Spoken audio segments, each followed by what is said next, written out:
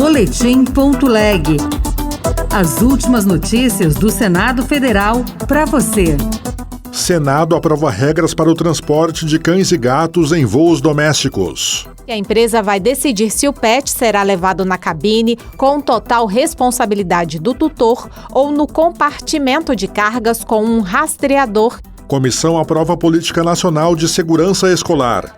Eu sou o Thiago Medeiros e este é o Boletim.leg. O Senado aprovou o projeto com regras para o transporte de cães e gatos em voos domésticos. Repórter Érica Christian. O projeto torna obrigatório o transporte de cães e gatos, os únicos considerados de assistência emocional, em voos nacionais. A futura Lei Joca, em homenagem ao cão que morreu por erro da Gol em abril do ano passado, diz que a empresa vai decidir se o pet será levado na cabine, com total responsabilidade do tutor, ou no compartimento de cargas com um rastreador e condições de acomodação do animal. A relatora, senadora Margarete Busetti, do PSD de Mato Grosso, alertou que os tutores deverão seguir as normas sanitárias. Tem que estar com todos os certificados de vacinação, atestado de saúde, todas aquelas regras que são exigidas para transporte de um animal, tem que ter. Após a sanção, Margarete Busetti explicou que a ANAC vai especificar as normas a serem seguidas pelas companhias aéreas. Esse animal de grande porte é uma regulamentação da ANAC, quantos animais por voo, o voo pet friendly, então são várias regulamentações. Pelo projeto que volta à Câmara dos Deputados, a empresa vai responder pela morte ou lesão dos animais quando não forem consequência do estado de saúde dos pets. E em viagem de longa duração ou com conexões, em ambiente distinto do tutor, a companhia deverá oferecer acomodação, movimentação e monitoramento do bem-estar do animal. A Comissão de Segurança Pública aprovou a Política Nacional de Segurança Escolar. O projeto aumenta as penalidades para crimes cometidos dentro dessas instituições. Repórter Maria Beatriz Juste. O projeto, de autoria do senador Alan Rick, do União do Acre, já foi aprovado na Comissão de Constituição e Justiça, que acrescentou uma mudança para estender o alcance da proposta às escolas de ensino infantil ao ensino médio. Já o relator da Comissão de Segurança Pública, senador Sérgio Moro, do União do Paraná, o projeto é uma mudança importante para a segurança dos estudantes. Entre eles, colocamos lá um novo tipo penal, que chamamos de massacre, exatamente para evitar esses episódios que nos assombraram nos últimos anos, de pessoas invadindo ambiente escolar e realizando ali uma matança indiscriminada de professores e de alunos. Então é um projeto importante que avança essa pauta para nós termos escolas mais seguras. O projeto também obriga escolas públicas e privadas a implantarem mecanismos de segurança, como canais de denúncia, alarmes, botão de pânico. O texto ainda passará pela Comissão de Educação antes de ir à Câmara dos Deputados. Proprietários de Jeep poderão fazer algumas modificações nos veículos sem autorização prévia do Conselho Nacional de Trânsito. O projeto foi aprovado no Senado nesta quarta-feira. Repórter Alexandre Campos.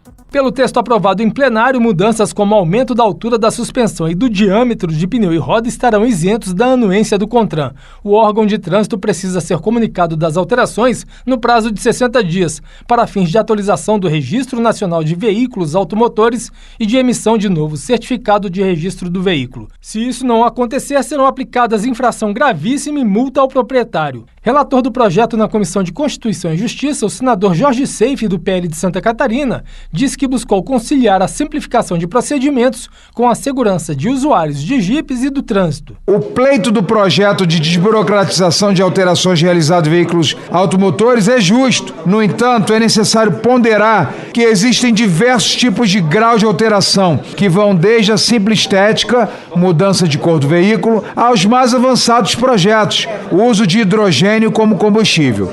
Eles não têm nem poderiam ter o mesmo tratamento. Como sofreu alterações no Senado, o projeto volta para análise da Câmara dos Deputados. Outras notícias estão disponíveis em senado.leg.br/rádio. Você ouviu Boletim.leg. Notícias do Senado Federal.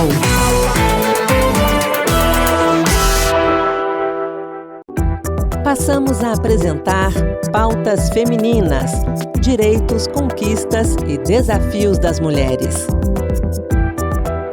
Olá, eu sou a Rita Zumba e começa agora o Pautas Femininas. A gente abre o programa de hoje falando de propagandas com imagens alteradas.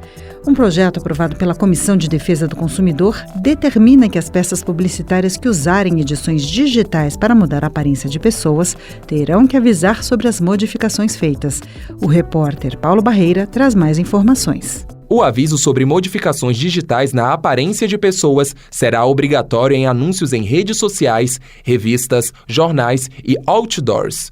É preciso estar bem visível e fácil de ler. A ideia é evitar que imagens manipuladas reforcem padrões de beleza irreais e causem, especialmente nos jovens, baixa autoestima, depressão e transtornos alimentares como anorexia e bulimia. Para a autora, senadora Tereza Leitão, do PT de Pernambuco, a proposta é uma medida importante para garantir transparência nas propagandas. A advertência propõe alertar que aquela imagem foi alterada, para que não haja nenhum dano à saúde mental, não haja nenhum prejuízo na autoestima das pessoas. A mídia atua muito, reforçando, popularizando maneiras de atingir o corpo ideal. As imagens digitalmente alteradas podem até acontecer, mas tem que ter uma advertência de que aquela imagem não é real.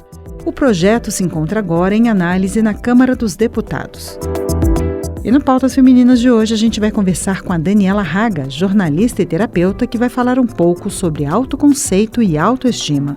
Daniela, muito obrigada por conversar com a gente.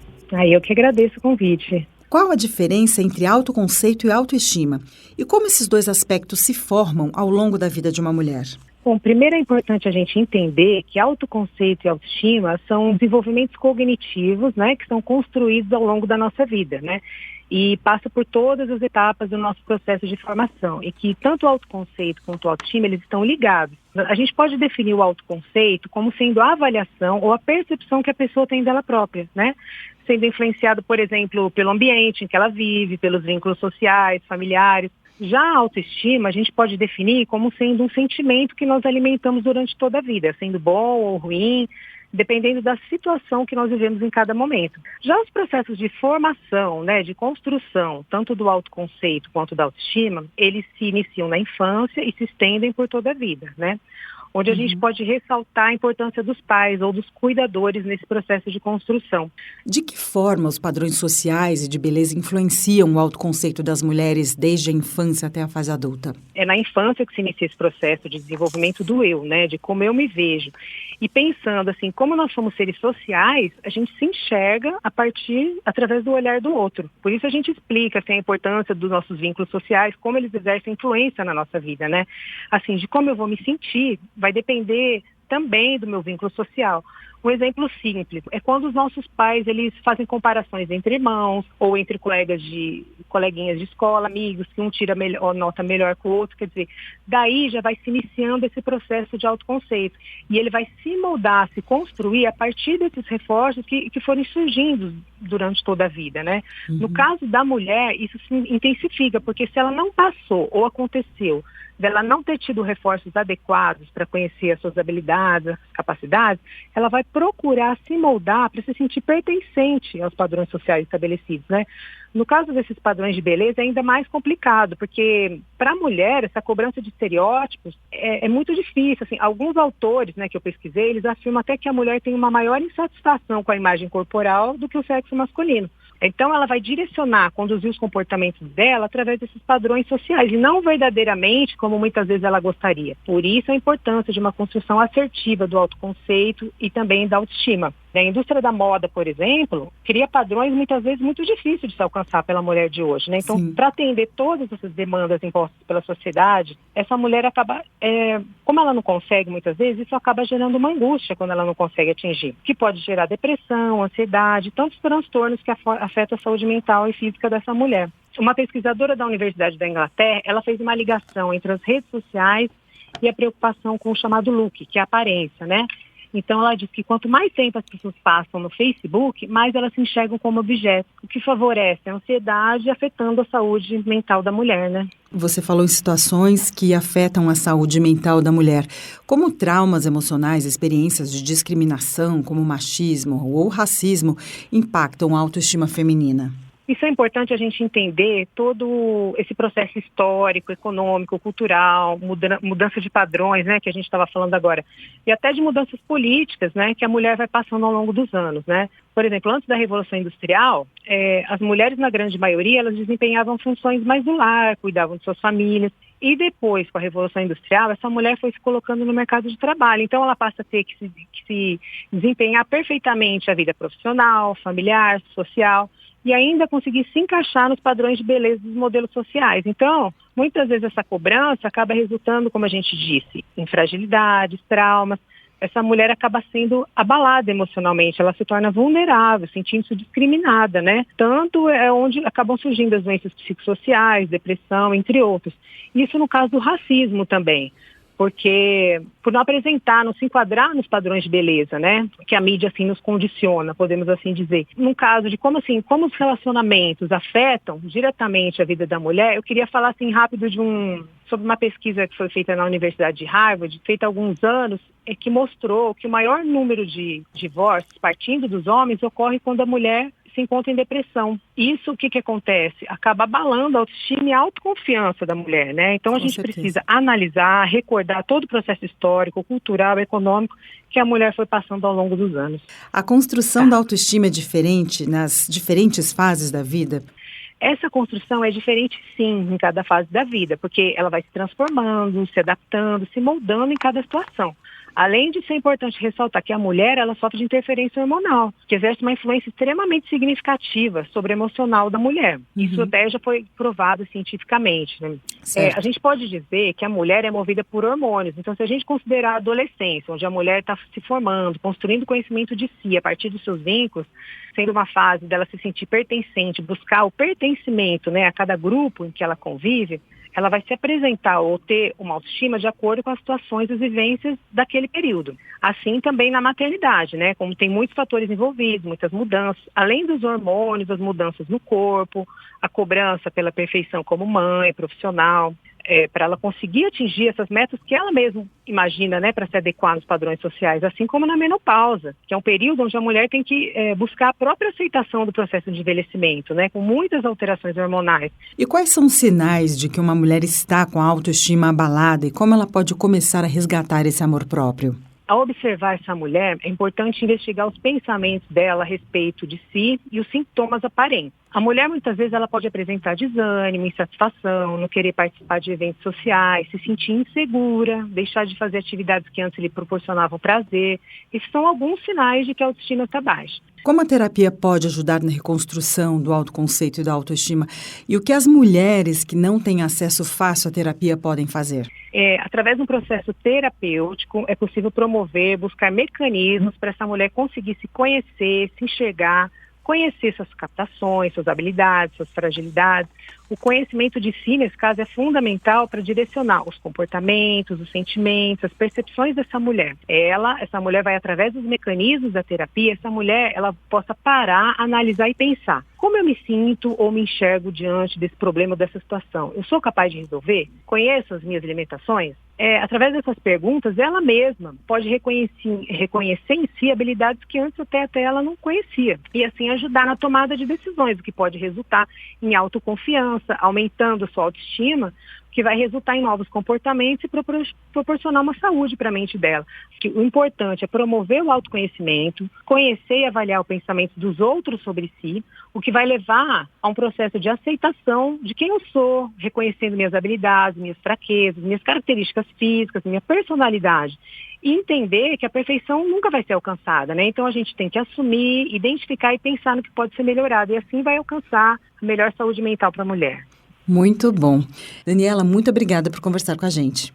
E eu que agradeço. Muito obrigada. E o Pautas Femininas fica por aqui.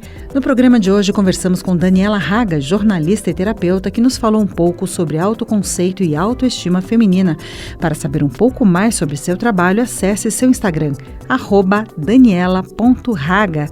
Participe do programa com sugestões, comentários ou críticas pelo WhatsApp da Rádio Senado, 619-8611-9591. O programa de hoje teve a apresentação de Rita Zumba, produção de Júlia Fernandes, edição de Anderson Mendanha e trabalhos técnicos de Antônio Carlos Soares. Obrigada pela sua companhia e até a próxima.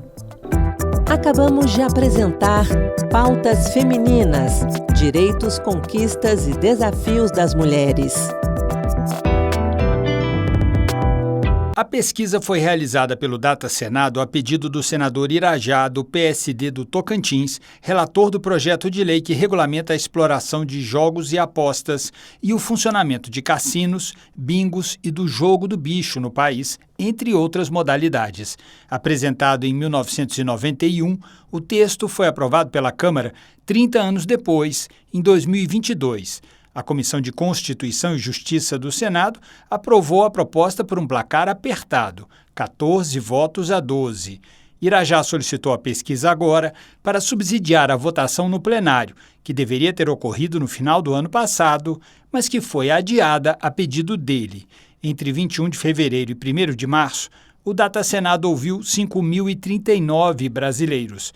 60% declararam ser favoráveis à regulamentação dos jogos e 34% contrários. Em defesa da aprovação da matéria, Irajá destacou o impacto econômico e social da regulamentação para o país. Nós estamos falando aqui de investimentos da ordem de 150 bilhões de reais nos próximos 5 anos. A geração de mais de 1,5 milhão de novos empregos, diretos e indiretos. Sem contar que nós passaríamos a arrecadar algo em torno de 22 bilhões de reais em impostos. E esses impostos, evidentemente, serão revertidos em benefícios à população brasileira. A pesquisa apontou que 3 em cada 4 brasileiros consideram a proibição dos jogos ineficaz. 25% acreditam que a proibição reduz muito a oferta de jogos ilegais, enquanto que para 29% ela não reduz nada. Ainda segundo a pesquisa, 58% dos brasileiros acreditam que a legalização dos jogos e cassinos aumentaria a arrecadação de impostos no país. 44% acham que traria mais empregos e 54% apoiam a criação de um cadastro sigiloso de pessoas com vício em jogos, para impedir o seu acesso às casas de apostas.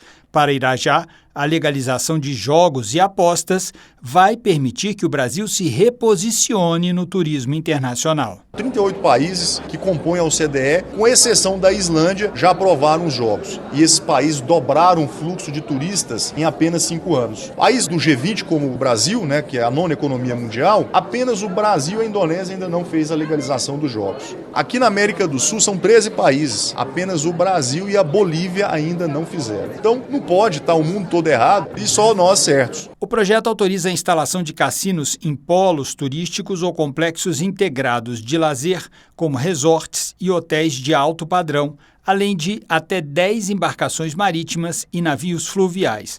Cada estado e o Distrito Federal poderão ter apenas um cassino, com exceção de São Paulo, que poderá ter até 3, e Minas Gerais, Rio de Janeiro, Amazonas e Pará, com 2, em função do tamanho da população e do território. Da Rádio Senado, César Mendes. A Comissão de Constituição e Justiça aprovou mudanças nas regras de escolha da Procuradora Especial da Mulher e das representantes da bancada feminina. A primeira proposta prevê que a Procuradora Especial da Mulher passe a ser escolhida por meio de eleição entre as senadoras a cada 2 anos. Atualmente, a escolha é feita pelo presidente do Senado. A relatora, senadora Margarete Busetti, do PSD de Mato Grosso, destacou a importância da medida para fortalecer a representatividade feminina.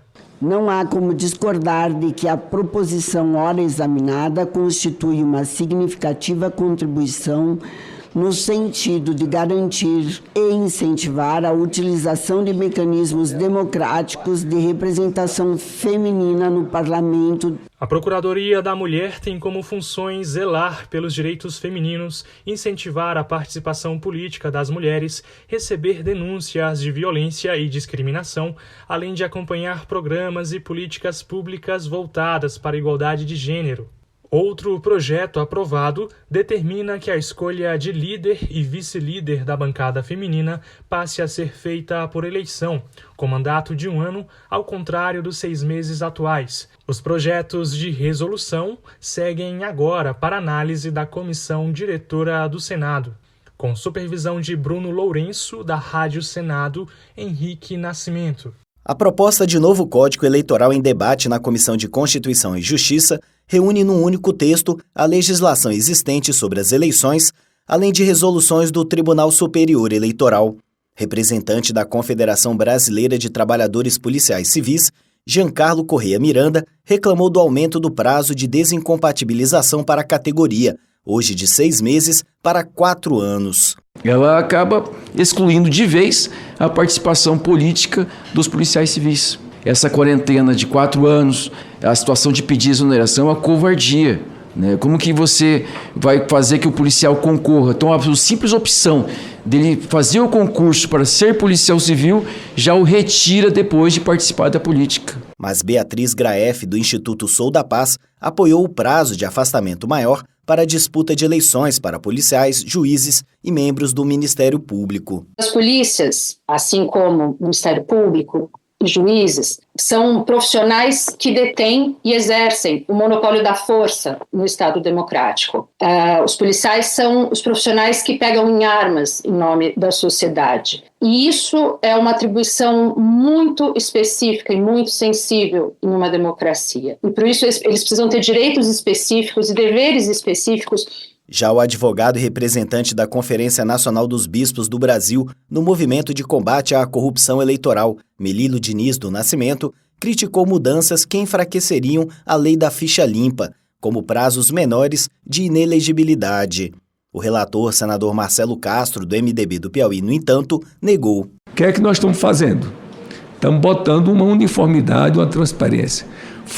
Quando é que começa agora pelo Código? Quando é que começa a contar a inelegibilidade?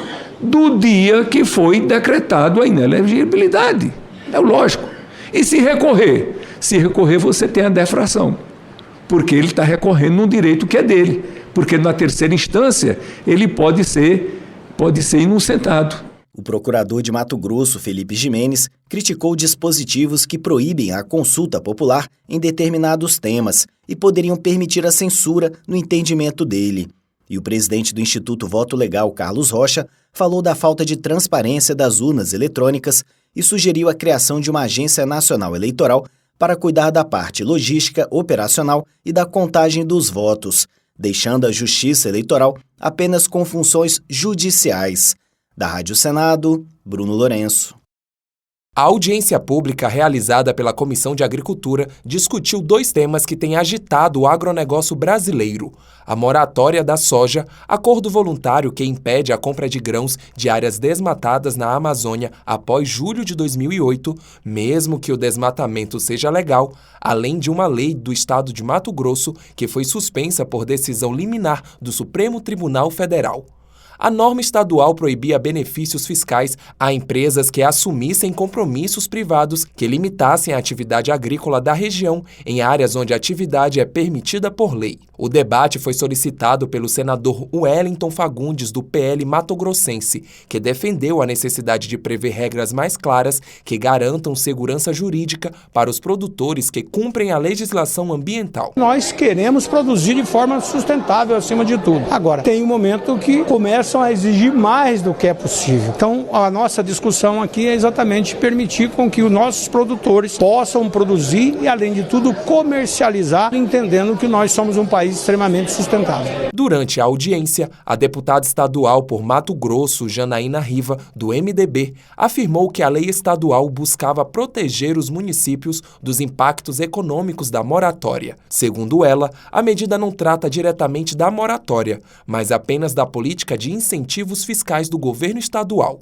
Para a deputada, o acordo prejudica o desenvolvimento do Estado ao limitar a atividade de produtores que cumprem a legislação. Ela trata de concessão de benefícios fiscais. Ela não trata especificamente da moratória da soja, que é exatamente ao contrário do que este pacto da moratória da soja e da carne proporciona ao nosso Estado. Nós sofremos muito por conta da moratória que impede o franco desenvolvimento dos jovens municípios de Mato Grosso. Para André Figueiredo Dobache, da Confederação da Agricultura e Pecuária do Brasil, a moratória afeta todos os produtores brasileiros, não apenas os de Mato Grosso, pois impede restrições sem respaldo jurídico, prejudica pequenos municípios e afasta investimentos, concentra o mercado em poucos exportadores e amplia a desigualdade regional. Ele defende a lei estadual como meio de abrir diálogo e corrigir injustiças, já que a moratória cria uma espécie de legislação paralela. Mesmo com os objetivos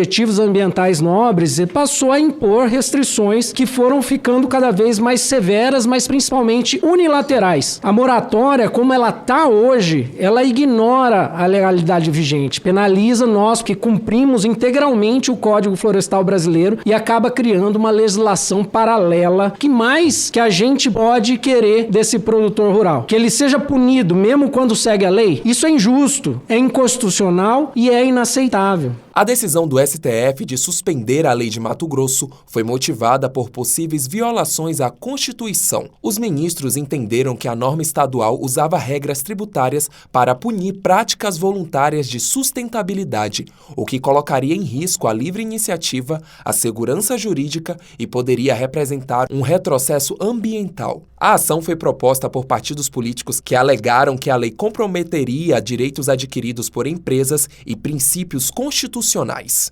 Sob a supervisão de Bruno Lourenço, da Rádio Senado, Paulo Barreto. A Comissão de Segurança Pública aprovou nesta terça-feira o projeto de lei que cria regras para a abordagem policial de pessoas em crise de saúde mental. A proposta do senador Alessandro Vieira, do MDB de Sergipe, pretende deixar a atuação policial mais humanizada para as pessoas em sofrimento psíquico. Segundo a proposta, a abordagem deve ser feita com um mediador especializado na comunicação com pessoas em situação de crise. Além disso, a contenção física só deve ocorrer quando os recursos da mediação se esgotarem. Segundo a relatora do projeto, senadora Margarete Busetti, do PSD de Mato Grosso, já existem leis que obrigam uma abordagem menos agressiva, mas que não são cumpridas. Em muitos casos, o abordado é morto a tiros quando avança na direção dos agentes de segurança pública com arma branca. Faca, facão, foice, marreta, martelo, canivete, tesoura ou mesmo desarmado. É inadmissível o emprego da arma de fogo contra esta pessoa em crise como primeira opção, já que existem técnicas de defesa pessoal, contenção ou imobilização, instrumentos de menor potencial ofensivo. O senador Flávio Bolsonaro, do PL do Rio de Janeiro, apontou para a possível dificuldade do policial em reconhecer uma pessoa em crise e como reagir a isso. Para o senador, é preciso incluir o tema nos treinamentos dos profissionais. Como é que o policial se comporta, como é que ele aborda, até porque não tem escrito na testa de ninguém que a pessoa tem algum problema de saúde mental, às vezes é perceptível, às vezes não. Então, fazendo essa ressalva de que policial não pode ser pré-julgado por em alguma circunstância no seu dia a dia, ele ter agido desconsiderando que a pessoa tinha algum problema de saúde mental, eu entendo que isso é um tema importante para que seja incluído na formação acadêmica, na formação de abordagem policial. Pelo projeto que segue para a Comissão dos Direitos Humanos, o policial deve levar o envolvido a uma instituição de atendimento de saúde do SUS após a abordagem. Sob a supervisão de Samara Sadek, da Rádio Senado, Maria Beatriz Giusti. O Brasil abriga a terceira maior população de animais de estimação do mundo, com quase 161 milhões de pets, mais de 3 vezes o número de habitantes do estado de São Paulo, segundo um levantamento feito em 2023 pela Associação Brasileira da Indústria de Produtos para Animais de Estimação. O número representa um crescimento de 3,3% em relação a 2022. Todas as espécies monitoradas apresentaram aumento populacional, refletindo o fortalecimento do vínculo entre humanos e pets no Brasil. Diante desse cenário, o Abril Laranja é um movimento fundamental para a conscientização sobre a importância do respeito e da proteção aos animais. A campanha promove ações educativas e incentiva denúncias de maus-tratos, como abandono, violência e negligência. No Brasil, a Lei 14.064 de 2020 aumentou as penas para quem comete maus-tratos contra cães e gatos. Além dessa lei, o Congresso Nacional analisa várias outras propostas destinadas à população pet.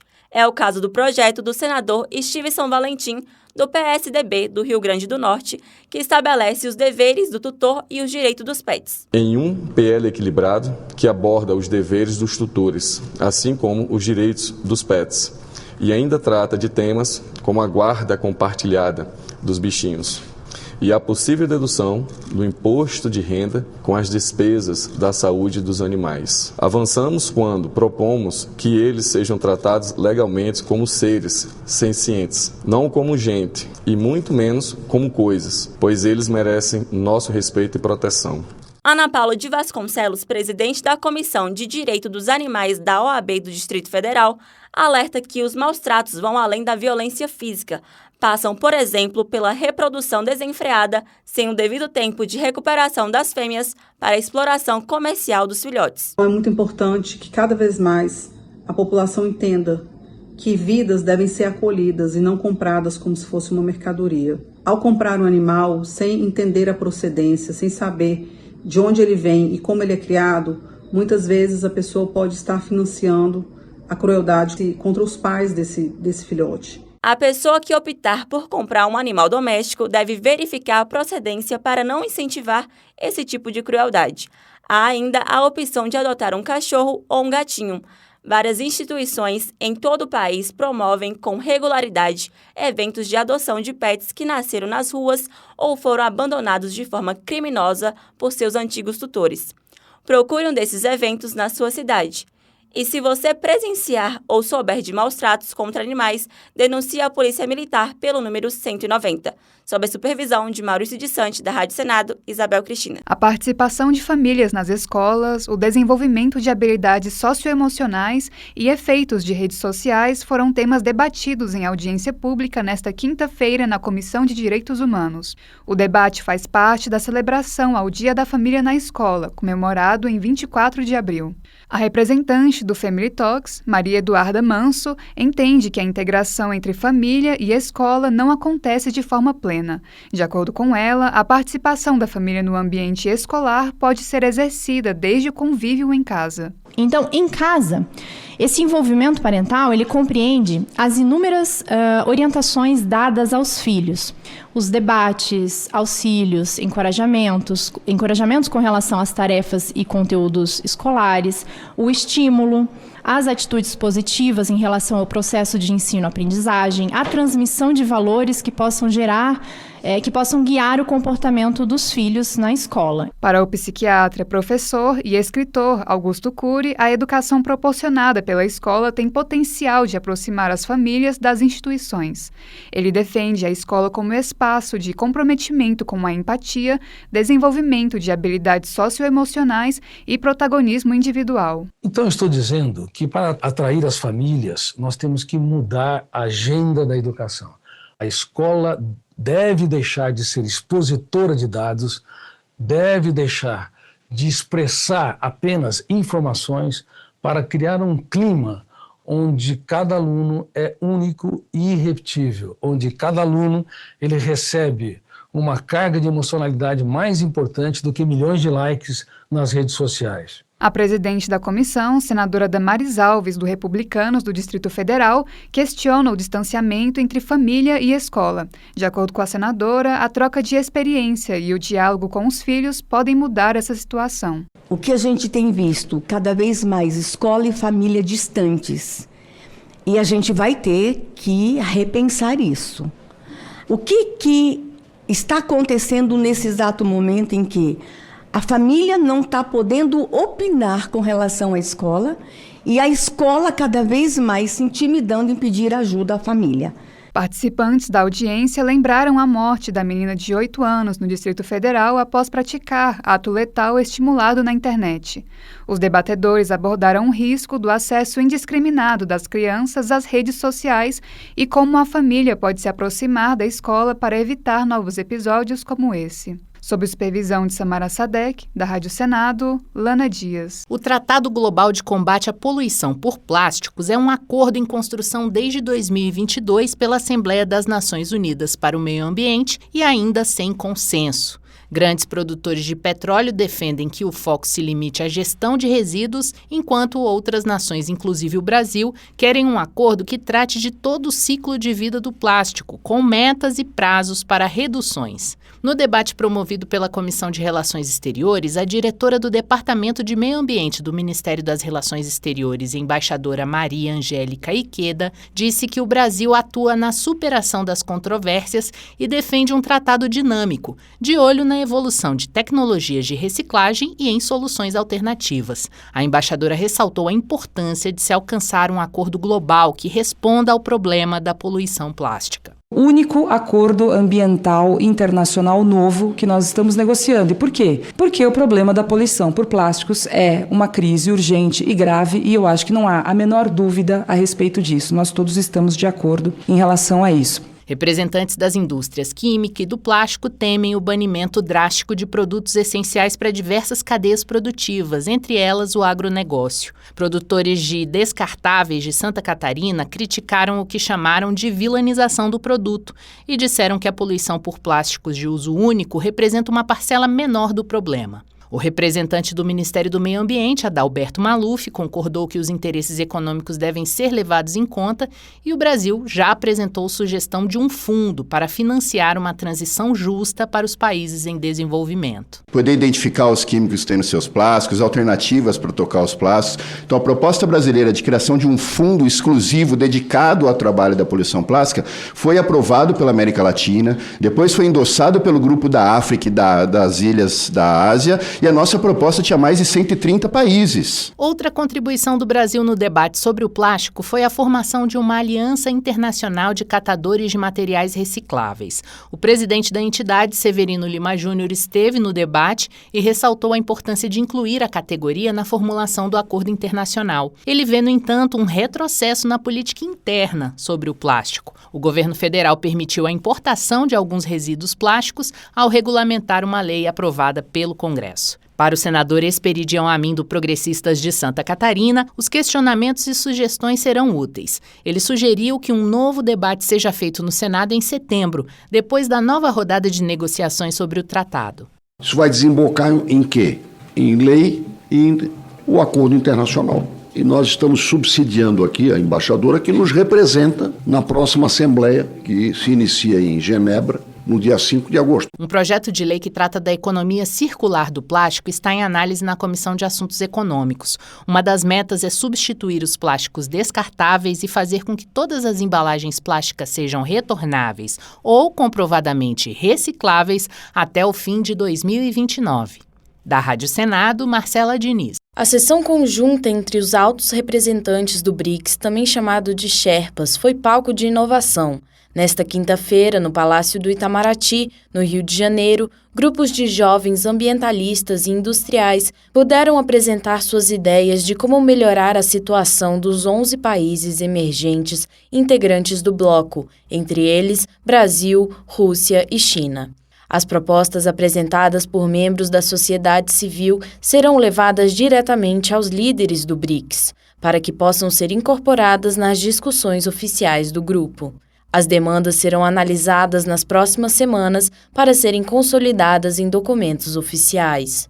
Em nome do Senado Federal, o senador Humberto Costa, do PT de Pernambuco, que também é coordenador do Fórum Parlamentar do BRICS, esteve presente no evento. Segundo ele, temas como inteligência artificial, saúde, educação, meio ambiente e comércio exterior foram tratados na reunião. Esse encontro ele é preparatório para a reunião de chefes de Estado do BRICS que vai acontecer no mês de julho aqui no Brasil, e nós tivemos aqui a oportunidade de apresentar as ideias, as propostas que nós entendemos que serão cruciais, importantes para a reunião que também acontecerá com integrantes do parlamento dos diversos países que compõem o BRICS. E aqui levantamos assim temas que são da maior importância, não só para o nosso país, mas para o mundo como um todo. Para o senador Humberto Costa, o BRICS tem um papel essencial na discussão sobre novas tecnologias, futuras pandemias e educação. Sob a supervisão de Samara Sadek, da Rádio Senado, Maria Beatriz Giusti. Fique agora com o Boletim.leg. Boletim.leg. As últimas notícias do Senado Federal para você. Acordo internacional para diminuir produção de plástico foi tema de audiência no Senado. O Brasil tem defendido um tratado dinâmico de olho na evolução de tecnologias de reciclagem e em soluções alternativas. Maioria da população brasileira é favorável à regulamentação dos jogos de azar, aponta a pesquisa do Data Senado. Eu sou Regina Pinheiro e este é o Boletim.leg. O Tratado Global de Combate à Poluição por Plásticos foi tema de uma audiência pública nesta quinta-feira na Comissão de Relações Exteriores. Mais informações com a repórter Marcela Diniz. O debate foi amplo e trouxe diversos setores implicados no uso do plástico. Material ainda considerado essencial para a economia, mas com impactos ambientais e na saúde coletiva. O Tratado Global de Combate à Poluição por Plásticos vem sendo construído na Assembleia das Nações Unidas desde 2022, sem alcançar consenso em pontos essenciais como a economia circular do plástico, redução da produção até a total eliminação de produtos considerados problemáticos, como os descartáveis. A representante do Ministério das Relações Exteriores, a embaixadora Maria Angélica Iqueda, disse que o Brasil tem defendido um tratado dinâmico de olho na evolução de tecnologias de reciclagem e em soluções alternativas. Único acordo ambiental internacional novo que nós estamos negociando. E por quê? Porque o problema da poluição por plásticos é uma crise urgente e grave, e eu acho que não há a menor dúvida a respeito disso. Nós todos estamos de acordo em relação a isso. O senador Esperidião Amin, do Progressistas de Santa Catarina, sugeriu que um novo debate seja feito no Senado em setembro, depois da nova rodada de negociações sobre o tratado. E nós estamos subsidiando aqui a embaixadora que nos representa na próxima Assembleia, que se inicia em Genebra, no dia 5 de agosto. Um projeto de lei que trata da economia circular do plástico está em análise na Comissão de Assuntos Econômicos.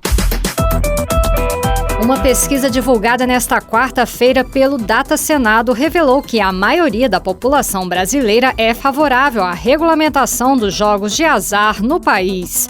Repórter César Mendes. Realizada entre 21 de fevereiro e 1º de março, a pesquisa ouviu 5.039 brasileiros. 60% são favoráveis à regulamentação dos jogos, 34% contrários. 3 em cada 4 brasileiros consideram a proibição dos jogos ineficaz. 25% acreditam que a proibição reduz muito a oferta de jogos ilegais, enquanto que para 29% ela não reduz nada. Favorável à aprovação do projeto que regulamenta a exploração de jogos e apostas no país, já aprovado na CCJ e agora em análise no plenário, o senador Irajá, do PSD do Tocantins, destacou o impacto econômico e social que a regulamentação trará para o país. Nós estamos falando aqui de investimentos da ordem de 150 bilhões de reais, a geração de mais de 1,5 milhão de novos empregos, sem contar que nós passaríamos a arrecadar algo em torno de 22 bilhões de reais em impostos. Para Irajá, a legalização de jogos e apostas vai permitir que o Brasil se reposicione no turismo internacional. A Comissão de Direitos Humanos promoveu um debate em comemoração ao Dia da Família na escola. Repórter Lana Dias. A participação de famílias nas escolas, o desenvolvimento de habilidades socioemocionais e os efeitos de redes sociais foram assuntos tratados na audiência pública desta quinta-feira na Comissão de Direitos Humanos. Os debates fazem parte da celebração ao Dia da Família na escola, comemorado em 24 de abril. O psiquiatra, professor e escritor Augusto Cury afirmou que a educação proporcionada pela escola tem potencial de aproximar as famílias às instituições. Ele defendeu a escola como espaço de construção da empatia, desenvolvimento de habilidades socioemocionais e protagonismo individual. A presidente da comissão, senadora Damares Alves, do Republicanos do Distrito Federal, questiona o distanciamento entre família e escola. De acordo com a senadora, a troca de experiência entre famílias e o diálogo com os filhos podem mudar essa situação. O que a gente tem visto cada vez mais escola e família distantes. E a gente vai ter que repensar isso. O que está acontecendo nesse exato momento em que a família não está podendo opinar com relação à escola e a escola cada vez mais se intimidando em pedir ajuda à família? Participantes da audiência ainda lembraram a morte da menina de 8 anos no Distrito Federal após praticar ato letal estimulado na internet. Eles abordaram o risco do acesso indiscriminado às redes sociais e o papel da família junto à escola para que esses episódios não se repitam. Outras notícias estão disponíveis em senado.leg.br/rádio. Você ouviu Boletim.leg. Notícias do Senado Federal.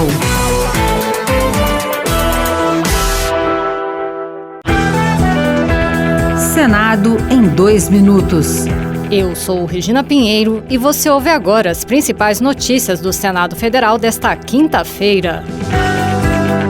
O presidente do Senado quer criar um grupo de trabalho com a Câmara dos Deputados para votar projetos de combate à criminalidade e à violência. Davi Alcolumbre disse ao presidente Lula que a PEC da segurança, que será prioridade, deverá ser aperfeiçoada pelo Congresso Nacional. Que a gente possa fazer um grupo de trabalho entre a Câmara e o Senado, unificar todas as matérias que estão tramitando na Câmara e no Senado que dizem respeito à segurança, à modernização, ao melhoramento, sem dogmas, com responsabilidade, para a gente fazer a alteração constitucional, mas ao mesmo tempo melhorar o arcabouço legislativo do Brasil com a legislação que está tramitando na Câmara ou no Senado, para a gente dar celeridade nessa agenda que é urgente para o Brasil.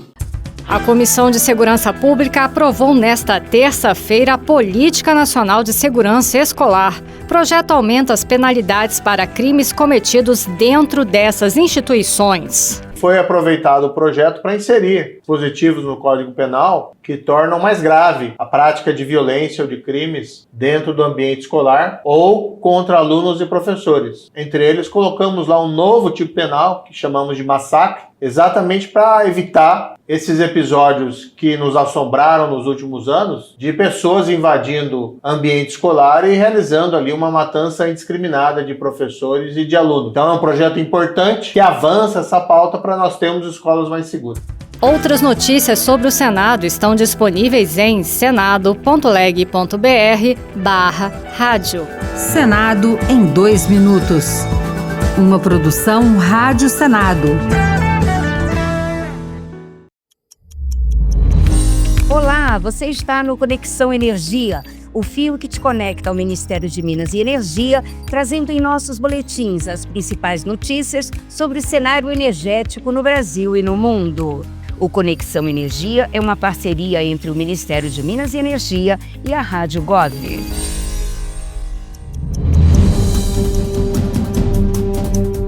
Acordo de cooperação técnica que reforça a transparência nos recursos da compensação financeira pela exploração de recursos minerais, a CEFEM, foi assinado nesta terça-feira em uma ação conjunta entre o Ministério de Minas e Energia, a Agência Nacional de Mineração e o Ministério da Gestão e da Inovação em Serviços Públicos. Com a plataforma transferegov.br, o governo federal vai garantir o pleno acesso da sociedade às informações claras e confiáveis relativas ao recebimento e à utilização dos recursos provenientes dos royalties da mineração. Para o ministro Alexandre Silveira, trazer essa transparência e confiabilidade na destinação dos recursos da CEFEM é imprescindível para o fortalecimento do compromisso do governo em promover uma mineração segura, responsável e sustentável, focada no desenvolvimento do país. Silveira afirma que é gratificante saber que a sociedade poderá acompanhar de forma clara a destinação desses recursos, monitorando a chegada desses valores às áreas que mais necessitam nos estados e municípios produtores e impactados pela atividade da mineração. Dados da ANM confirmam que em 2023 o setor da mineração foi responsável por gerar mais de 85 bilhões de reais em tributos e royalties. Desse total, 6,85 bilhões de reais foram arrecadados com a CEFEM. Para mais informações, acesse plataforma transferegov.br. Marcando o início dos trabalhos para as iniciativas do RenovaBio direcionadas às metas de descarbonização, o Comitê da Política Nacional de Biocombustíveis realizou nesta quarta-feira a primeira reunião ordinária de 2025.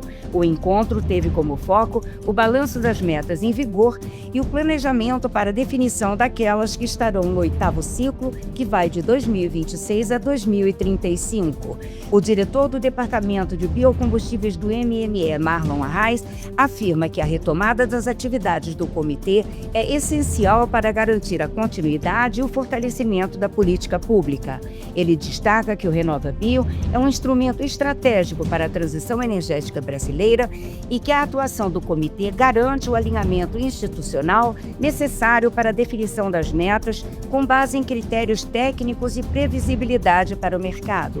A reunião contou com a participação de representantes dos ministérios que integram o comitê, além da Agência Nacional do Petróleo, Gás Natural e Biocombustíveis, ANP, e da Empresa de Pesquisa Energética, EPE. O comitê também discutiu os próximos passos na regulamentação do Decreto 12437 de 2025, que inseriu instrumentos mais rigorosos de fiscalização para garantir o cumprimento das metas de descarbonização. Entre as medidas do decreto estão a possibilidade de suspensão das atividades de comercialização e importação de combustíveis para empresas inadimplentes, além da aplicação de multas que podem chegar a 500 milhões de reais. O Conexão Energia fica por aqui. Mais informações, acesse www.mme.gov.br. Nossos boletins têm a produção e apresentação de Nise Quintas e edição de Ana Lúcia Ferreira e Bruno Piuí. O Conexão Energia é uma parceria do Ministério de Minas e Energia e a Rádio Gov.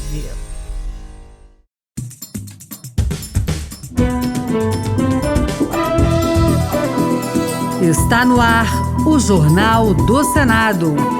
Eu sou Pedro Pincer e estes são os destaques de hoje do Jornal do Senado, que começa agora.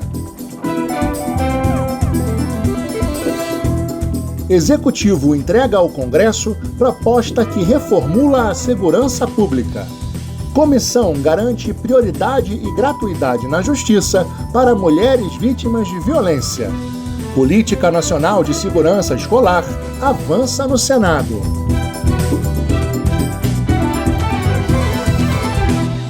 Boa noite. Ao receber a proposta de emenda à Constituição da Segurança Pública, o presidente do Senado, Davi Alcolumbre, propôs criar um grupo de trabalho com a Câmara dos Deputados para votar projetos relacionados ao tema. Repórter Érica Christian. Ao receber a PEC da Segurança Pública, o presidente do Senado, Davi Alcolumbre, citou o gesto de coragem do presidente Lula por assumir uma responsabilidade que seria dos governadores e prefeitos. Entre as medidas da proposta estão o poder de polícia para as guardas municipais e a atuação da Polícia Federal no combate a organizações criminosas e a milícias que atuem em mais de um estado. Davi Alcolumbre rebateu as críticas de alguns governadores ao afirmar que a PEC não vai retirar a autonomia dos entes federados. E os estados e os municípios brasileiros, sem a mão amiga da União, não conseguiriam combater a criminalidade nunca neste país. Depois de 36 anos buscando corrigir, e é uma correção estendendo a mão para os estados e para os municípios. Além de priorizarem a PEC da Segurança Pública, Davi Alcolumbre defendeu ainda que os senadores e deputados federais votem os projetos de combate à criminalidade e à violência. Que a gente possa unificar todas as matérias que estão tramitando na Câmara e no Senado que dizem respeito à segurança, à modernização, ao melhoramento, sem dogmas, com responsabilidade. A PEC da Segurança Pública será analisada primeiramente pela Câmara dos Deputados.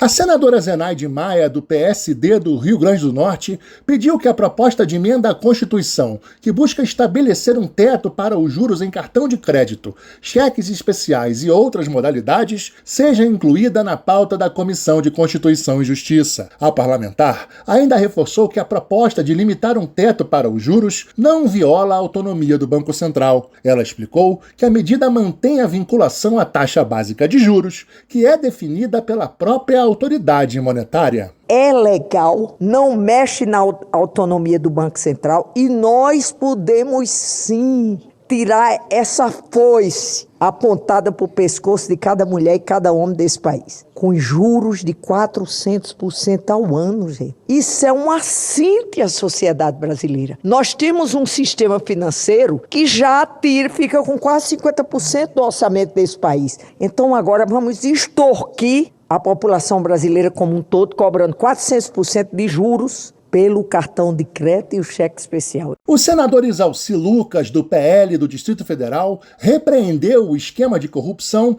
envolvendo o Instituto Nacional do Seguro Social, o INSS, denunciado pela Polícia Federal nesta semana. Valores mensais foram descontados de aposentados e pensionistas indevidamente, como se fossem associados a entidades que não existem. Segundo o parlamentar, o Senado deve cobrar esclarecimentos do INSS e investigar o caso. Para aqueles que sofreram descontos indevidos na mensalidade da aposentadoria ou pensão, é possível pedir exclusão do débito pelo aplicativo ou pelo site meu.inss.gov.br. O presidente foi afastado, mas de qualquer forma o esquema não é apenas de uma pessoa. Há um esquema de procuradoria, há um esquema de diretor de benefícios, evidentemente com autorização do presidente. Então temos que ver todo o complexo disso para a gente realmente fiscalizar e buscar devolver realmente aos aposentados os valores descontados indevidamente. Mulheres vítimas de violência física devem ter prioridade e gratuidade em processos judiciais. É o que diz projeto de lei aprovado na Comissão de Constituição e Justiça. Repórter Bruno Lourenço. A proposta votada na Comissão de Constituição e Justiça assegura tramitação prioritária automática dos processos protocolados em qualquer juiz ou tribunal que tenham como parte mulheres vítimas de violência doméstica e familiar. O relator, senador Hamilton Mourão, do Republicanos do Rio Grande do Sul, acrescentou ainda no texto que esses processos correrão de forma gratuita. De fato, não há sentido ou coerência em se exigir que ações deflagradas contra agressores causadores de morte ou de quaisquer tipos de violência contra a mulher, seja ela física, psicológica ou qualquer outra possível de causar danos à vítima, sujeite-se a pagamento de custas, honorários sucumbenciais, emolumentos, taxas judiciárias, dentre outras despesas. Por conta dessa mudança, o projeto de lei, que já havia sido aprovado nas Comissões de Segurança Pública e de Direitos Humanos, ainda passará por um turno suplementar de votação na CCJ. A Comissão de Segurança Pública aprovou a Política Nacional de Segurança Escolar. O projeto aumenta as penalidades para crimes cometidos dentro dessas instituições. Repórter Maria Beatriz Giusti. O projeto altera o Código Penal para agravar as penas dos crimes de homicídio, roubo e importunação sexual cometidos dentro do ambiente escolar. O projeto, de autoria do senador Alan Rick, do União do Acre, já foi aprovado na Comissão de Constituição e Justiça, que acrescentou uma mudança para estender o alcance da proposta às escolas de ensino infantil ao ensino médio. Já o relator da Comissão de Segurança Pública, senador Sérgio Moro, do União do Paraná, o projeto é uma mudança importante para a segurança dos estudantes. Entre eles, colocamos lá um novo tipo penal, que chamamos de massacre, exatamente para evitar esses episódios que nos assombraram nos últimos anos, de pessoas invadindo ambiente escolar e realizando ali uma matança indiscriminada de professores e de alunos. Então é um projeto importante que avança essa pauta para nós termos escolas mais seguras. O projeto também obriga escolas públicas e privadas a implantarem mecanismos de segurança, como canais de denúncia, alarmes, botão de pânico. O texto ainda passará pela Comissão de Educação antes de ir à Câmara dos Deputados. A Comissão de Educação debateu o Plano Nacional de Educação para o período de 2024 a 2034, com enfoque no ensino superior. Entre as demandas, mais recursos para a assistência estudantil e a formação de professores em áreas como matemática e física. Repórter Marcela Diniz. Para o ensino superior, o PNE tem 7 metas, entre elas o aumento do acesso e da permanência nos cursos de graduação e de pós-graduação. O problema da evasão de alunos foi apontado pelo representante da Associação Nacional das Universidades Particulares, Juliano Gribeler, como um obstáculo. E a presidente da Associação dos Reitores das Universidades Estaduais e Municipais, Cecília Leite, ponderou que para corrigir a situação é preciso garantir os recursos da Política Nacional de Assistência Estudantil, PNAES. E até hoje a gente ainda não teve condições de receber esse recurso tão importante naquele ponto principal hoje, que é a vulnerabilidade socioeconômica dos nossos estudantes. O representante da Associação das Instituições Comunitárias de Educação Superior, Cláudio Jacoski, defendeu que o PNE garanta a formação em áreas que hoje carecem de profissionais, como as licenciaturas em matemática e física. O professor de física e o professor de matemática são professores quase inexistentes já no mercado. O debate foi mediado pela senadora Tereza Leitão, do PT de Pernambuco, presidente da Comissão de Educação. O Senado vai promover um debate sobre os avanços científicos nas pesquisas relacionadas à vacina contra o câncer na próxima quarta-feira. Para a senadora doutora Eudócia, do PL de Alagoas, o desenvolvimento dessas vacinas é uma agenda estratégica para o Brasil. A parlamentar esteve em missão oficial na China para fortalecer a cooperação entre os dois países na área de saúde, ciência e tecnologia. Ela afirmou que a viagem abriu caminho para futuras parcerias com instituições chinesas no ramo de vacinas oncológicas, além de identificar tecnologias hospitalares de ponta que poderão ser adaptadas à realidade do Sistema Único de Saúde. Reafirmo o meu compromisso com o fortalecimento do marco regulatório da vacina contra o câncer no Brasil, com o avanço das pesquisas científicas de vacinas contra os vários tipos de doenças oncológicas e com o acesso a tratamentos modernos contra o câncer.